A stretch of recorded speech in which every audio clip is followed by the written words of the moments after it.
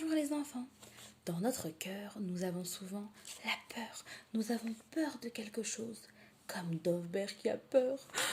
Et cette peur, c'est quand on s'inquiète pour quelque chose, quand on s'angoisse. Des fois, dans notre tête, il y a plein de soucis et ça nous fait vraiment peur, ça nous angoisse. Eh bien, c'était le cas de l'histoire que je vais vous raconter, de la petite Yaël qui s'inquiétait tout le temps. Et vous allez voir comment elle a réussi à être plus forte que la peur et à être heureuse et ne plus s'inquiéter. L'histoire s'appelle Yaël ne s'inquiète plus. Yaël ne s'inquiète plus.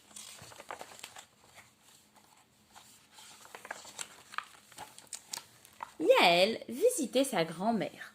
Sa grand-mère était en train de coudre.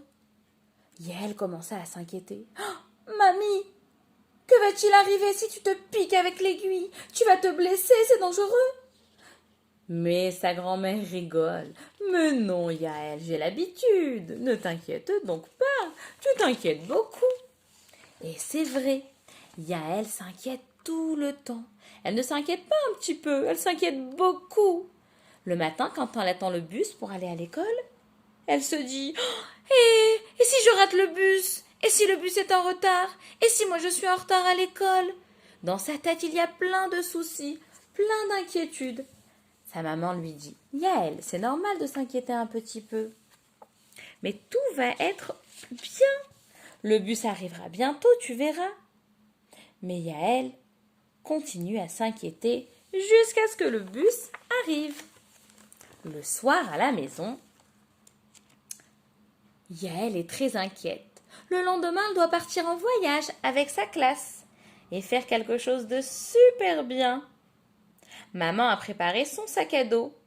Elle lui a mis des goûters, des jus, des compotes, pour ne pas que Yaël s'angoisse. Mais Yaël s'inquiète. Et s'il pleut demain? On ne pourra pas y aller, dit-elle à son grand frère. Je l'attends depuis si longtemps, ce voyage. Oh, quelqu'un est nerveux, dit son grand frère David. Voici Yaël qui s'inquiète encore. Oh, David, dit maman, c'est normal de s'inquiéter un petit peu. Mais Yaël ne s'inquiète pas un petit peu, elle s'inquiète beaucoup. Quand le moment de dormir est arrivé, Yaël est allongée dans son lit depuis longtemps. Elle se tourne et se retourne, et elle s'inquiète. Elle a vraiment très peur. Et une voix dans sa tête lui dit « Que se passera-t-il s'il pleut demain ? Et ça va nous gâcher le voyage, on ne pourra pas y aller dans ce beau voyage avec la classe. » Yaël va voir son papa. « Je n'arrive pas à m'endormir. » Papa remarque que Yaël est énervée. « Pourquoi n'arrives-tu pas à t'endormir, Yaël ?»« Parce que je m'inquiète qu'il pleuve, dit-elle à son papa. Et on ne pourra pas aller en voyage demain s'il pleut. »« Ah oui, dit papa. C'est vraiment quelque chose pour lequel tu peux t'inquiéter. C'est très grave. » Yaël sourit. Papa a compris son inquiétude. « Viens, lui dit papa délicatement. Je veux te montrer quelque chose en dehors de la maison. » Main dans la main, papa et Yaël sortent devant la maison dans la nuit d'automne. Yaël regarde en haut. Le ciel est très beau. C'est comme si il y avait 1 million de diamants accrochés dans le velours bleu du ciel. Oh là là.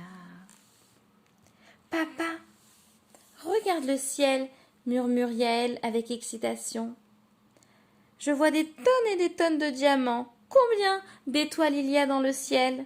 Plus que tu ne peux compter, dit papa. Plus que tout le monde peut compter. Penses-tu qu'Hachem sait combien il y a d'étoiles? Lui demande Yaël. Bonne question, Yaël, dit papa, en mettant ses bras autour des épaules de Yaël.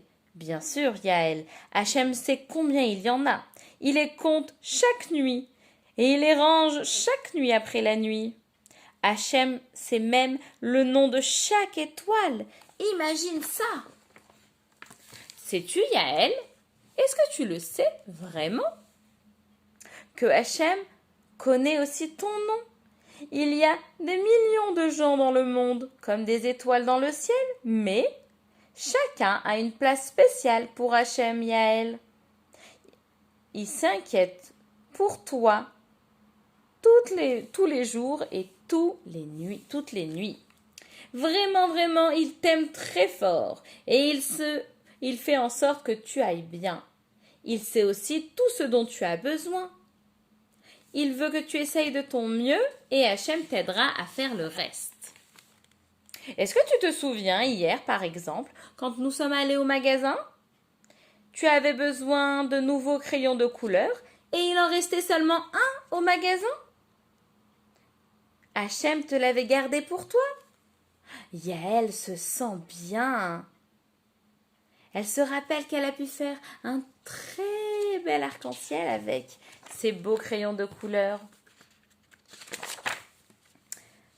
Tu te rappelles, dimanche, Yaël, quand tu te sentais tellement ennuyée et tu as appelé Mindy et sa maman vous a apporté au parc et elle a dit « Viens avec nous ». Tu vois comment Hachem t'avait aidé à profiter de ton dimanche après-midi? Yaël commença à se sentir plus joyeuse. Comme elle s'était sentie joyeuse en faisant du manège. Alors maintenant, puisque tu es inquiète, pourquoi ne pas préparer tes bottes de pluie et ton imperméable pour demain? Et le reste de ton inquiétude, tu le laisses à Hachem. Tu te sentiras bien plus joyeuse, lui dit papa.